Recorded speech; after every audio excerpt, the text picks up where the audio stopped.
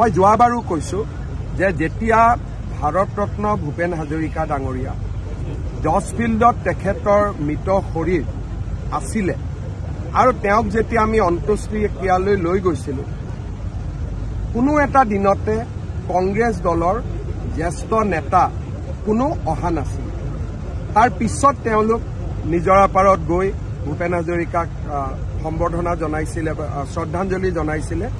কিন্তু জজ ফিল্ডত 3টা দিন থকা অৱস্থাত কংগ্ৰেছৰ কোনো সৰ্বভাৰতীয় নেতা তেতিয়া অহা নাছিল।